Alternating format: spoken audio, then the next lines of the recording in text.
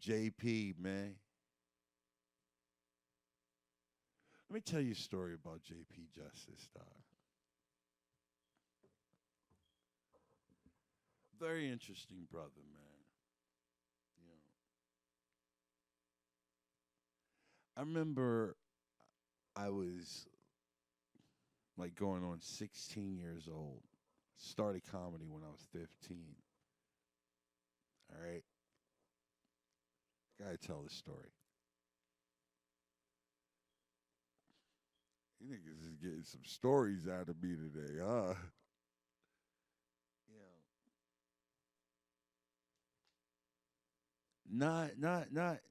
not all niggas is cut from the same cloth. All right, let's just say that. All right.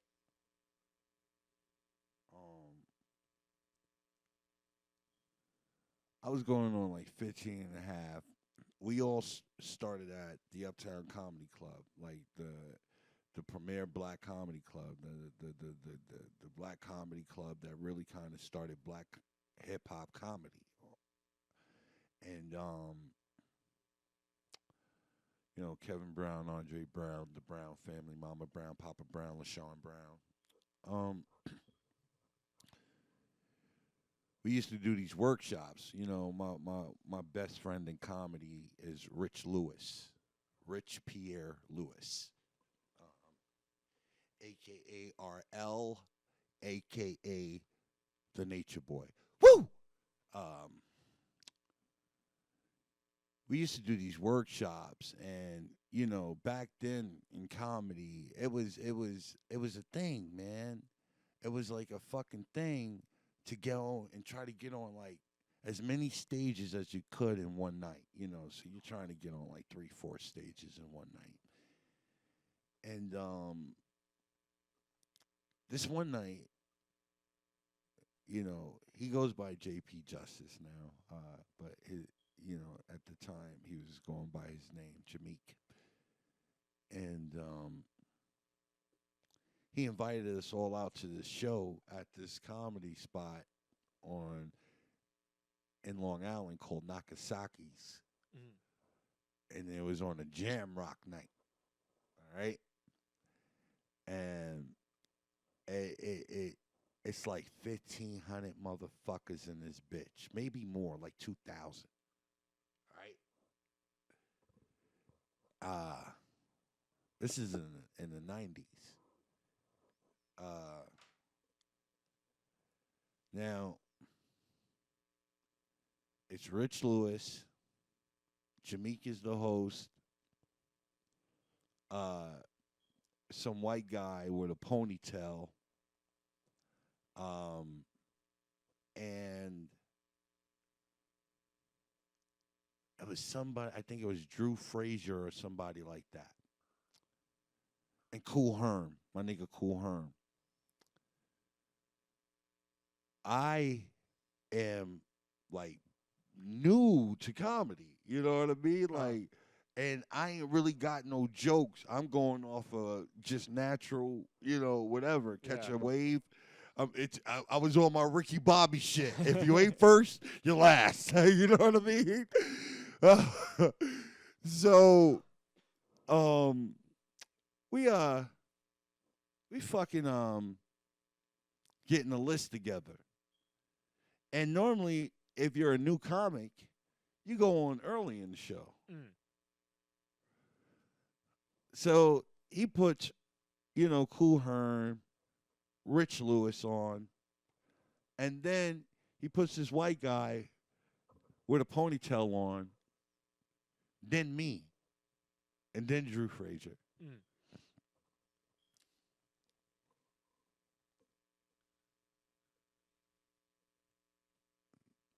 My arrogant, stupid ass. It's like, oh, I got this white boy. I yeah, I got this. Yeah, Mm. and it's fucking packed to the motherfucking brim in that bitch. Everybody does good. White boy with the ponytail goes on.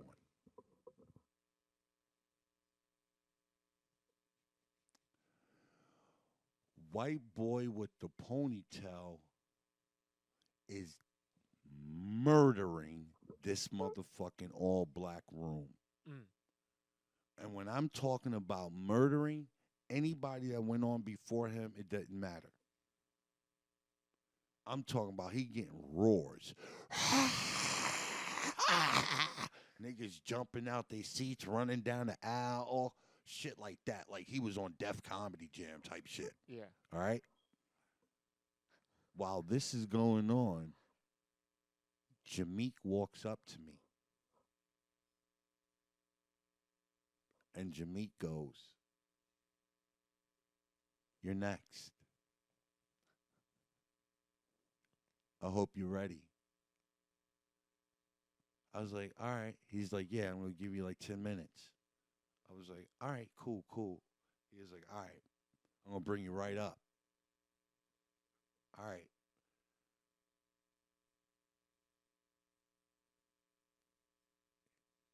This white boy with this ponytail is going into his closing bit right now. Mm. Anthony Mason from the New York Knicks is in this motherfucker.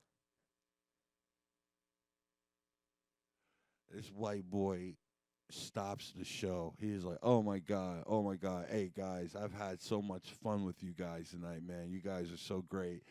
But I'm sorry to stop the show, but one of my heroes is here tonight, man.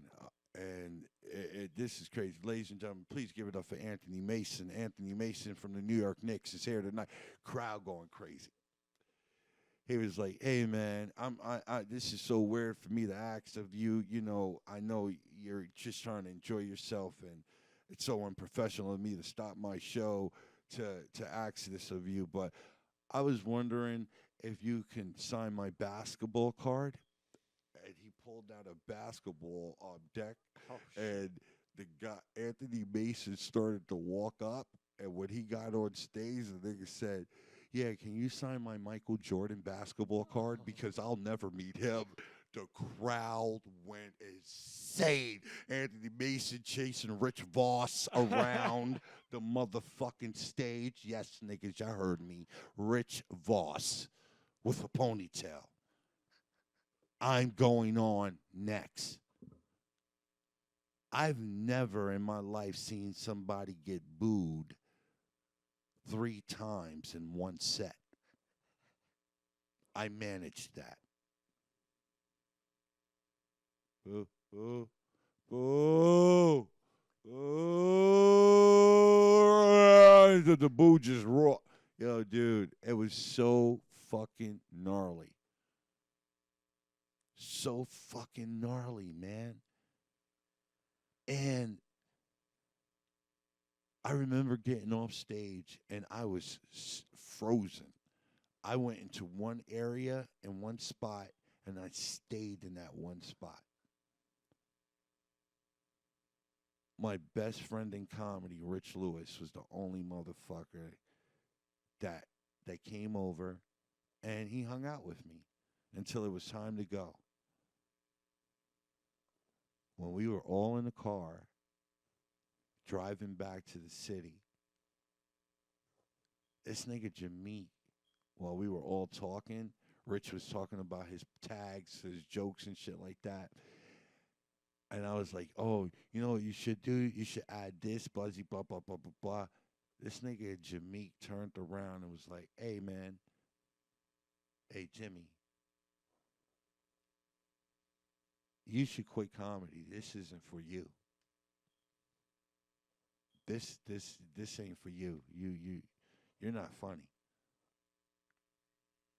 And Rich Lewis is like, "Why would you say something like that to Mm. him? Like, what are you talking? What are you doing?" Yo, bro, that shit broke me. When I got home, I cried so much, so crazy. You know, I'm a kid. I'm a kid. I didn't know Yeah. no better, man. You know, and in 2 weeks, I came up with 2 jokes that were bangers. A Children's Aid Society joke and a spanking joke Mm. where my mom's beat me in syllables. Hey, man, it was Andre Brown that told me to come back to the workshops and get back on stage and all of that shit. But I remember the nigga Jameek tried to if I was a weak nigga, better yet, if I was a basic nigga, y'all wouldn't even know who I am or where I come from. Y'all wouldn't even know nothing about me, 'cause I would have quit.